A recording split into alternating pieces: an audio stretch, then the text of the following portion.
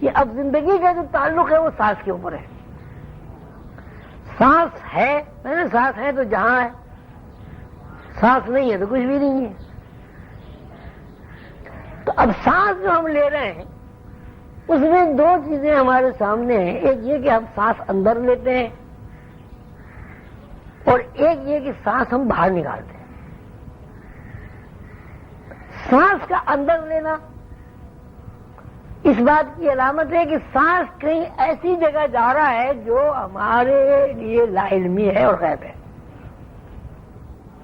سانس کا باہر آنا اس بات کی علامت ہے کہ سانس جو ہم لے رہے ہیں وہ مظاہراتی اور مادی اور دنیاوی زندگی میں ہم چل رہے ہیں، پھر رہے ہیں، حرکت کر رہے ہیں. تو اب یہ دو صورتیں ہو گئی، ایک سانس اندر لینا، ایک سانس باہر نکالنا. سانس باہر نکالنا ظاہر ہے ایک مظاہراتی چیز ہے، مظہر ہے. جیسے میں نے ابھی پانی کی مثال آپ کو دی، روٹی کی مثال دی، گندوں کی مثال دی. تو جو مظاہراتی سانس ہے اس کا تعلق نزول سے ہے، یعنی کوئی چیز نازل ہو رہی ہے اوپر سے، نازل ہو کے شکل و صورت میں ظاہر ہو رہی ہے. اور سانس کا دوسرا تعلق صعود سے ہے. تو اب ہم یوں کہیں گے کہ کوئی چیز کہیں سے آ رہی ہے، کہیں جا رہی ہے. مثلا ایک آدمی پیدا ہوا، جوان ہوا، بوڑھا ہوا، مر گیا. تو جب پیدا ہوا تو ہم یہ کہیں گے کہیں سے وہ آیا، جب وہ مر گیا تو ہم یہ کہیں گے کہیں گیا. تو جو آیا ہے وہ سب نزول ہے، یہ مظہر ہے. اور جب وہ گیا وہ سب صعود ہے، یعنی غیب ہے. یہ مرنے کے بعد پتہ نہیں چلتا بندہ کہاں گیا. یہ تو مرنے جینے کی بات ہو گئی.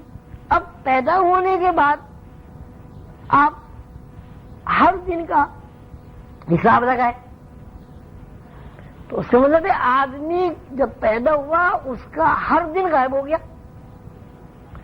جب تک ایک دن غائب نہیں ہوگا دوسرے دن میں کوئی بچہ داخل نہیں ہو سکتا. جب تک 10 سال غائب نہیں ہوں گے کوئی بچہ 11ویں سال میں داخل نہیں ہو سکتا. تو اب یہ غائب ہونا جو ہے یہ سب صعودی حرکات و سکنات ہے، اور ظاہر ہونا جو ہے یہ سب نزولی حرکات و سکنات ہے. اور ظاہر ہونا ظاہر باہر نکلنا، مثلا ایک بچہ پیدا ہوا جو باہر آیا نا جی، وہ عالم ارواح میں تھا. عالم ارواح میں اندر تھا، غیب میں تھا، پردوں میں تھا، کہاں تھا کچھ پتہ نہیں. اب وہ عالم ارواح سے نکل کر دنیا پر آ گیا، مطلب وہ غیب میں سے باہر آ کر ظاہر ہو گیا. پھر عالم دنیا سے وہ نکل کر پھر کہیں چلا گیا، پھر مطلب وہ پھر غائب ہو گیا. تو جو چیز غیب ہے وہ سب صعود ہے، اور جو چیز نزول ہے وہ سب مظاہرہ ہے. جو مظاہرہ ہے وہ سانس کا باہر نکلنا ہے، اس لیے کہ مظاہرہ باہر ہی ہوتا ہے. اور جو چیز غیب ہے وہ سانس کا اندر داخل ہونا ہے، اس لیے کہ ہر چیز غائب وہ ہوتی ہے جو نظر نہ ہے. تو جب ہم اندر سانس لیتے ہیں تو ہمارا تعلق صعودی کیفیات سے ہو جاتا ہے، یعنی غیب سے ہم جڑ جاتے ہیں. اور جب ہم سانس باہر نکالتے ہیں تو ہمارا تعلق غیب سے کٹ کر ظاہر سے جڑ جاتا ہے. اس میں پھر وہ سانس کی مشقیں بھی کرائی جاتی ہیں. یہ مشقیں بھی بغیر کسی نگرانی کے، بغیر استاد کے جو لوگ کر لیتے ہیں ان کو فائدہ کم پہنچتا ہے اور نقصان زیادہ ہوتا ہے. ٹھیک ہے جی. ابھی آپ نے بتایا کہ مٹھاس کے شعور اور لاشعور میں فرق ہوتا ہے، جبکہ اس میں چھٹی مشق میں ایک مشق ہوئی ہے کہ تصور کریں کہ ایک جار ہے، گلوب ہے، اس میں سے روشنی نکل رہی ہے. اس کے آخر میں آپ نے لکھا ہوا ہے کہ یہ کوئی صاحب اس مشق کو سڑک پہ چلتے ہوئے نہ کریں، ورنہ کسی وقت بھی کسی شکل سے آزاد ہو جائیں گے، اور اس کا گھر پہ آپ کر سکتے ہیں. تو اس کا تعلق بھی کیا لاشعور اور شعور تو مٹھاس سے بن رہا ہے، جبکہ اس میں مٹھاس کا کوئی ذکر نہیں ہے کہ مشق کے ذریعے کشش سے شکل سے آزاد ہو جائے. نہیں، آپ کو پتہ ہے اگر ایک آدمی سانس کی مشق کرتا ہے تو اس کے اندر مٹھاس کی کیفیات ختم ہو جاتی ہیں. جس زمانے میں سانس کی مشقیں کیا کرتا تھا اس زمانے میں حضور قدر بابو نے فرمایا تھا کم از کم 1 پاؤ مٹھاس آپ کو لازم کھانا چاہیے. اس لیے جب ہم اندر سانس روکتے ہیں تو اندر سانس روکنے کا مقصد یہ ہے کہ ہم مظاہراتی دنیا سے اپنا رشتہ توڑ کر اندرونی دنیا میں داخل ہو گئے.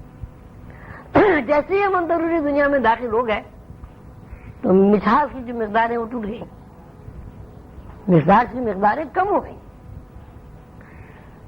تو اب سانس کی مشق کا مطلب یہ ہے کہ جب آپ سانس اندر روکیں گے, جتنا سانس آپ اندر روک لیں گے اسی مناسبت سے آکسیجن کم ہو جائے گی, ہلکے ہو جائیں گے آپ, مٹھاس کم ہو جائے گا. سانس روکنا عام حالات میں کتنا ہوتا ہے, کتنی ایسا ہو جاتا ہے آدمی 72 دفعہ 1 گھنٹے میں, 1 منٹ میں 72 دفعہ آدمی سانس لیتا ہے. اب آپ 15 منٹ میں ایک سانس لیتے ہیں تو 15 منٹ میں اندر سانس روکنے کا مطلب یہ ہوا کہ آپ 15 منٹ تک مظاہراتی کیفیات سے کٹ گئے. اور جب آپ مظاہراتی کیفیات سے کٹ گئے تو آپ کا شعور جو ہے وہ ڈسٹرب ہو گیا, کمزور ہو گیا.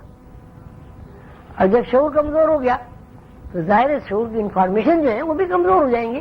اب آپ دیکھ رہے ہیں کہ ایک درخت ہے, لیکن یہاں صورت یہ ہے کہ ایک درخت کے اندر ہزاروں درخت ہیں.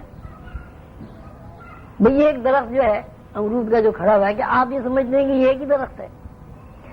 یہ درخت دراصل اپنے پہلے درخت کا جو کروڑوں سال پہلے درخت تھا اس کی فوٹو کاپی ہے. اس سارے درخت کی صلاحیتیں, اس سارے درخت کی کیفیات اس درخت کے اندر موجود ہے. اگر اس درخت کے اندر وہی کیفیات تسلسل کے ساتھ جاری و ساری نہ رہے تو امرود پر کبھی امرود لگے گا, کبھی انار لگے گا, کبھی انجیر لگے گا. امرود پر امرود لگنا لاکھوں کروڑوں سال سے تسلسل کے ساتھ اس بات کی سند ہے کہ یہ امرود جو ہمیں یہاں نظر آ رہا ہے یہ کروڑوں سال پہلے کا امرود ہے. ہم اسے اب دیکھ رہے ہیں. اب جب اس کے اندر امرود کا پورا ریکارڈ موجود ہے, اگر ہماری نظر اس کے انر میں داخل ہو جائے تو ہو سکتا ہے کہ 1 لاکھ سال میں جتنے امرود کے درخت زمین پر پیدا ہوئے ہوں وہ ہمیں ایک ساتھ نظر آ جائے. ایک درخت کو دیکھنے میں آپ کا ذہن جب متوجہ ہوتا ہے, یکسو ہوتا ہے, اور وہاں ایک درخت کی جگہ آپ کو 10 درخت نظر آتے ہیں, کہ آپ کے شعور پہ زور نہیں پڑے گا؟ شعور جو ہے اس پہ زور پڑے گا اور نتیجہ یہ ہوگا شعور ڈسٹرب ہو جائے گا, ٹوٹ جائے گا, بکھر جائے گا, آدمی پاگل ہو سکتا. مثلا ہم یہاں بیٹھے ہیں, روح سے سب واقف ہے. میں یہاں بیٹھا ہوں آپ کے سامنے, اب ایک دم آپ کی نظر اٹھتی ہے کہ صاحب ایک خواجہ صاحب یہاں کھڑے ہیں, ایک خواجہ صاحب یہاں کھڑے ہیں, ایک پیچھے کھڑے ہیں, ایک وہاں کھڑے, 4 ایک دم عظیمی صاحب 4 ایک دم آپ کے سامنے آ جائیں, کیا ہوگا؟ کیا ہوگا؟ پاگل ہو جائیں گے سارے, چیخیں نکل جائیں گی, اور کچھ لوگ تو بے ہوشی ہو جائیں گے. اس لیے کہ ہم اس سے واقف نہیں. لیکن جب ہم اس پریکٹس کو آگے بڑھائیں گے, پہلے 1 سے 2 دیکھیں گے, 2 سے 4 دیکھیں گے, پھر ہم کتنے بھی دیکھ رہے ہیں. اردو کا اندر فرماتے ہیں کہ ہر انسان کے ساتھ ہم وقت رات دن 20 لاکھ فرشتے کام کرتے ہیں, تو ہمیں دیکھ بھی نظر نہیں آتا. اگر ہم ایک بھی فرشتہ دیکھ لیں تو پاگل ہو جائیں گے. اس لیے کہ ہم دیکھنے کے عادی نہیں ہیں. جتنا کچھ ہم دیکھنے کے عادی ہیں جتنے ہم, مثلا ایک آدمی 60 یا 100 واٹ کا بلب دیکھنے کا عادی ہے, آپ اس کے سامنے 1000 واٹ کا بلب ایک دم جلا دیں, کیا ہوگا؟ اندھیرا ہو جائے گا. یعنی وہ 1000 واٹ بجلی کی جو روشنی ہے جس نے پورے ماحول کو روشن کیا ہوا ہے, اس کو جب آپ ایک دم دیکھیں گے تو وہ بجائے روشنی کے آپ کے لیے اندھیرا ہوگا. لیکن اگر آپ بتدریج اس کو دیکھیں تو آپ 5000 واٹ کا بجلی کا بلب بھی دیکھ لیں گے, آپ کے آنکھ میں زور تو پڑے گا, لیکن روشنی اندھیرے میں تبدیل نہیں ہوگی.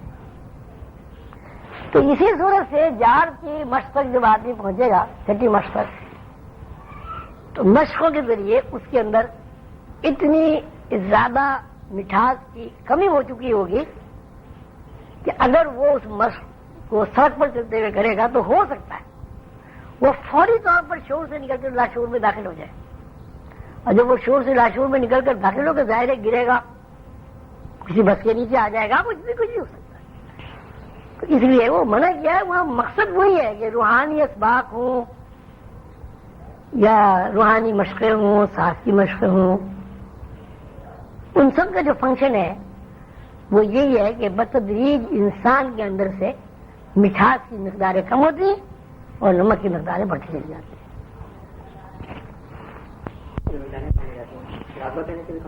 ہاں بالکل، جو بھی ہو، مراقبہ کیا ہے؟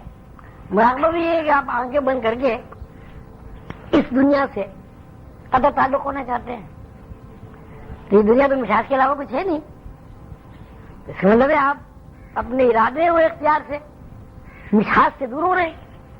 کیا آپ یہ رہے ہیں کہ ہم اس دنیا سے دور ہو رہے ہیں؟ مثلاً ایک آدمی دھوپ نکل رہی ہے، اب وہ دھوپ سے بچ کر کمرے میں چلا جاتا ہے کسی میں، اس کا کیا مطلب ہوا؟ وہ دھوپ سے بچنا چاہ رہا ہے، حالانکہ اس کمرے کی دیواروں پر، اس کمرے کی چھت پر، اس کمرے کے تمام ماحول میں سورج کی روشنی، دھوپ موجود ہے، لیکن جب وہ کمرے میں چلا گیا تو اس کا صاف مطلب ہے کہ آپ اس سے روشنی سے بچنا چاہ رہے ہیں، روشنی سے دور ہونا چاہ رہے ہیں۔